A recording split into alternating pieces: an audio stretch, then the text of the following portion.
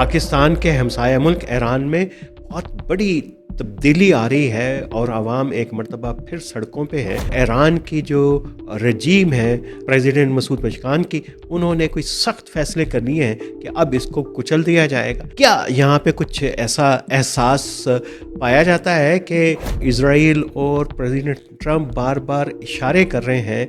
हमें लगता है कि ये रजीम चेंज का प्लान करीब आ चुका हुआ है। ईरान की ये जो कम होती हुई जो पोजीशन है और ये बढ़ता हुआ अंदरूनी प्रेशर है और बाहर से उसको जो कमज़ोरी है, उसमें ये कि उसके जो स्ट्रेटेजिक इंटरेस्ट को सपोर्ट करने वाली प्रॉक्सीज थी लेबनान में हिजबुल्लाह से लेके यमन में हौसीज़, लेकिन इजराइल ने और अमेरिका ने मिलके कवर था, दिफा था, उसको ब्रीच कर दिया हुआ है। इजराइल बरमला कहता रहा है कि वो ईरान के अंदर एक तब्दीली का खां है। अभी शाह ईरान दोबारा से एक्टिव हो गए हुए हैं, चीज़ें अपने मंतकी इंजाम की तरफ बढ़ेंगी। बहुत सारे लोगों को ऐसा लगता है ये जो ईरान के अंदर होने जा रहा है, ये एक कलर रेवोल्यूशन है जिसके अंदर जो है ट्रिगर हुई है अंदर से मुज़ाहिमत।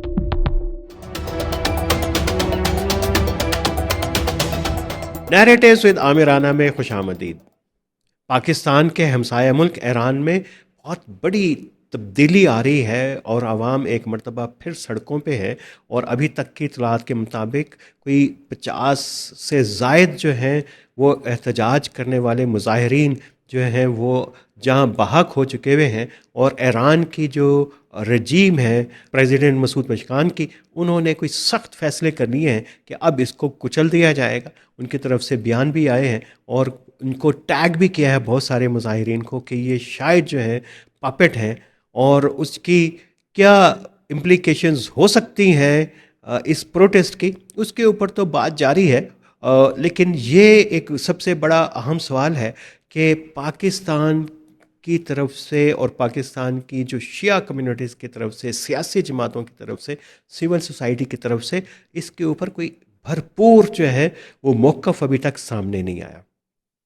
क्या यहाँ पे कुछ ऐसा एहसास पाया जाता है कि ईरान का जो पूरा रजीम चेंज का प्लान है, जिसकी तरफ इजराइल और प्रेसिडेंट ट्रंप बार बार इशारे कर रहे हैं, हमें लगता है कि ये रजीम चेंज का प्लान करीब आ चुका हुआ है। जाहिर है कि पाकिस्तान उन ममालिक में से है जहाँ पे ईरान की प्रॉक्सीज रही हैं। वो मिलिटेंट भी है लेकिन वो मजहबी और सियासी ज़्यादा प्रॉक्सीज पाकिस्तान के अंदर प्रवेल की हैं। मिलिटेंट जो रहीं वो सेक्टेरियन वायलेंस के अंदर तो पाकिस्तान के अंदर शामिल रही हैं, लेकिन ये है कि यहाँ से रिक्रूटमेंट्स होती रहीं। और जब सीरिया के अंदर दाइश के ख़िलाफ़ पूरा एक महाज था, तो वहाँ पे जो मकामात मुक़द्दसा हैं उनके हिफाजत के नाम के ऊपर यहाँ से शिया नौजवान जाके वहाँ पे लड़ते रहे हैं। और ये पहलू इसलिए बड़ा अहम है कि ईरान की ये जो कम होती हुई जो पोजीशन है और ये बढ़ता हुआ अंदरूनी प्रेशर है और बाहर से उसको जो कमज़ोरी है, उसमें ये कि उसके जो स्ट्रेटेजिक इंटरेस्ट को सपोर्ट करने वाली प्रॉक्सीज थी लेबनान में हिजबुल्लाह से लेके यमन में हौसीज़ और इराक और सीरिया में और मिडल ईस्ट में फैली हुई प्रॉक्सीज, ये उसका वो हथियार थी जो उसकी को इंटरेस्ट को जो है प्रोटेक्ट करती थी बाहर से। लेकिन इजराइल ने और अमेरिका ने मिलके इस शील्ड को जो शिया रियासत की उसकी स्ट्रेटजिक हैसियत की एक अहम शील्ड थी, यानी कवर था, दिफा था, उसको ब्रीच कर दिया हुआ है।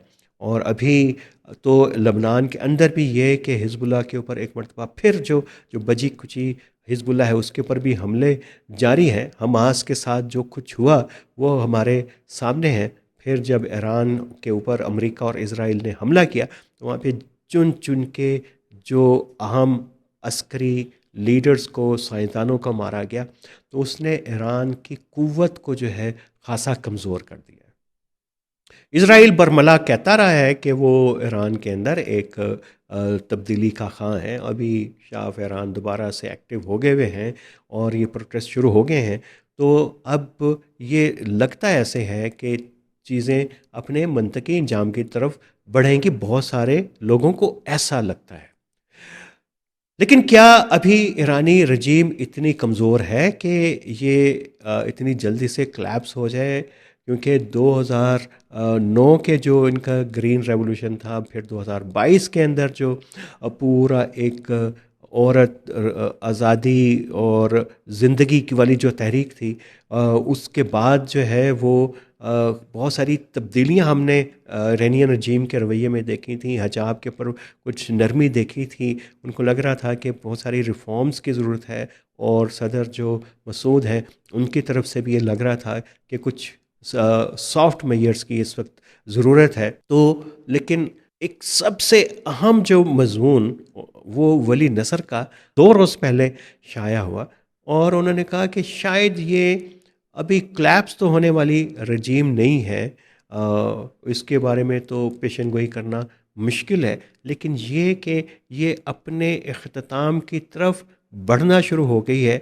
अब ये कितना इसको वक्त लगेगा, अब ये देखना है कि ये रजीम जो है अपने आप को मजबूत कैसे करती है, और इसकी जो मजबूती है वो अंदरूनी मसाइल और इसकी मईशत से भी जुड़ी हुई है, वहाँ पे सोशल कोहिजन से और बड़ी रिफॉर्म्स के साथ जुड़ी हुई है।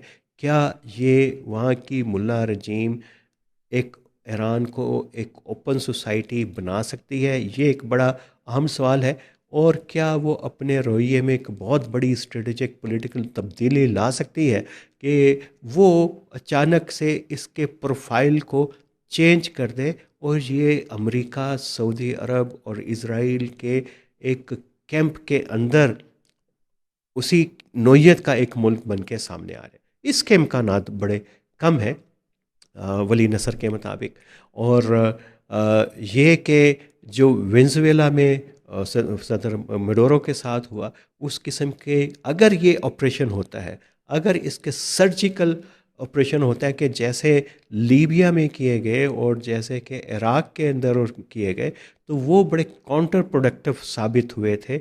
और उनके काउंटर प्रोडक्टिव होने की वजह से एक कॉन्फ्लिक्ट जो है वो फैल गया था, नॉन स्टेट एक्टर्स के लिए स्पेस बन गई थी, और वो एक लंबे क्राइसिस के अंदर चले गए थे, और नेशन बिल्डिंग जो है मुश्किल हो गई थी। और अभी जो बुनियादी फ़र्क जो ट्रम्प एडमिनिस्ट्रेशन का है कि वो किसी ऐसे बखेड़े में, नेशन बिल्डिंग के बखेड़े में नहीं पड़ना चाहता। उसकी सबसे अहम जो नज़र होती है वो रजीम चेंज तो हो, लेकिन किसी लायबिलिटी के बग़ैर जो चेंज है उसके ऊपर, और उसको लोकल पार्टनर ऐसे मैसर आ जाएं कि जिनके ज़रिए वो वहाँ के इंतज़ाम को चला सके, जैसे वेनेज़ुएला में हुआ कि मेरी मर्ज़ी से ये लोग हुकूमत चलाएंगे। क्या ये ईरान के अंदर है? ट्रांजिशनल टर्म्स के अंदर लगता है कि रज़ा शाह पहलवी को जो है वो एक चांस इस तनाजुर के अंदर उसको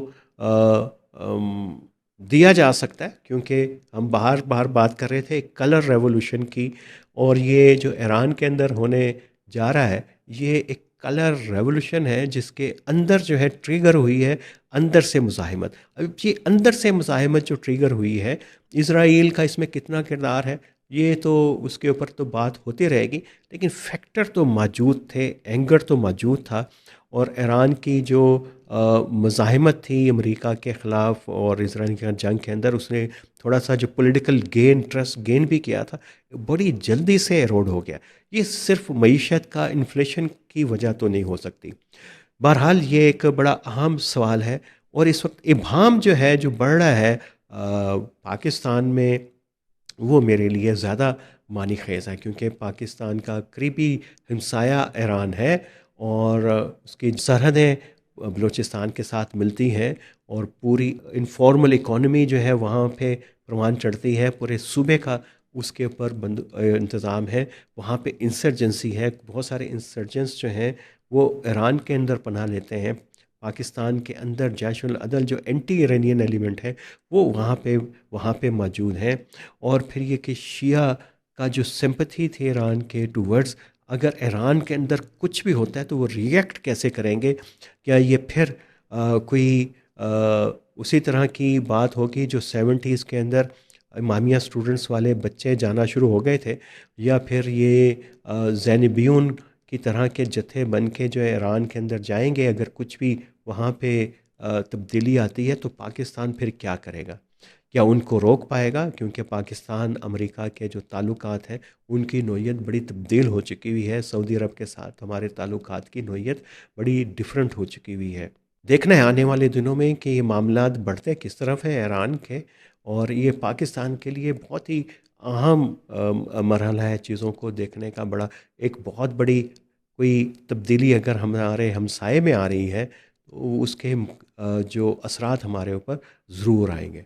अगरचे बहुत सारे जो प्रो वेस्टर्न हमारे ये इस्लामाबाद में दोस्त हैं, सफारतकार हैं, वो दबे दबे लफ्ज़ों में तो एक रजीम चेंज को सपोर्ट करते हैं कि पाकिस्तान के ताल्लुकात एक नई बदली हुई रजीम के साथ वैसे ही होंगे जैसे अपने पहलवी के दौर में, रज़ा के दौर के अंदर, अपने अयूब और याहिया के दौर के अंदर अपने अरूज के ऊपर थे।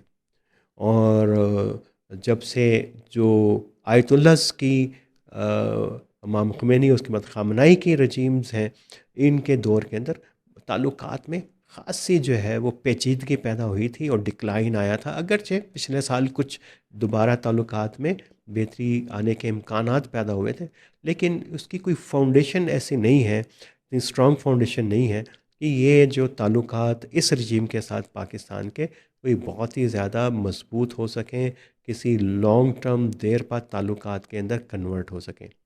तो पाकिस्तान की रियासत का जो रवैया, रिएक्शन भी बड़ा ज़ाहिर है कि मोहतात होगा अगर कुछ भी होता है, और पाकिस्तान की सिक्योरिटी के लिए ये बड़ा अहम होगा कि फिर जो शिया हैं पाकिस्तान के अंदर, ज़ाहिर है कि ये भी शिया इंटरेस्ट को, ईरान का एक इंटरेस्ट को प्रोटेक्ट करने वाले पूरे ईरान की जो स्ट्रेटेजिक डॉक्ट्रिन है उसमें जो प्रॉक्सीज़, उसके अलाइज़ लबनान, यमन, नॉर्थ अफ्रीका, गाज़ा, फ़लस्तीन और इराक़ और सीरिया में ही नहीं थे, बल्कि बाकी मुल्कों में भी फैले हुए थे। और वो पाकिस्तान में चूँकि एक शिया पॉपुलेशन की एक साइज़ेबल आबादी है, तो यहाँ पे भी उसके सियासी मफादात को तहफ़्फ़ुज़ करने वाली क़ुव्वतें थीं। उसमें कई मज़हबी जमातें भी थीं जो शिया तो नहीं है, लेकिन ये कि वो भी उन मफादात को, उस नैरेटिव के साथ वो जुड़ी हुई थी। देखेंगे आने वाले दिनों में कि क्या ये रजीम चेंज की तरफ पहला कदम है, या ये जो रजीम चेंज का सफ़र है आगे जा चुका हुआ है। वली नसर इसको बहुत करीब नहीं देख रहे, लेकिन इन इम्कानात को रूल आउट नहीं कर रहे कि अमेरिका कोई बड़ा कदम उठा ले जैसा कि उसने वेनेज़ुएला में उठाया। तो जुड़े रहिए आने वाले दिनों में, और हम गहरी नज़र रखेंगे कि हो क्या रहा है इधर, और नैरेटिव्स कैसे बन रहे हैं। अभी तो इस मामले के ऊपर नैरेटिव जो है वो गोमगू का शिकार है, रियासत का भी, सोसाइटी का भी। और जैसे ही ये कोई नैरेटिव पकने लगेगा तो हम फिर एक मर्तबा फिर उसको जो है उधेड़ के देखेंगे उसके अंदर है क्या। आज के लिए इतना ही। तो जुड़े रहिए नैरेटिव से आमिराना के साथ।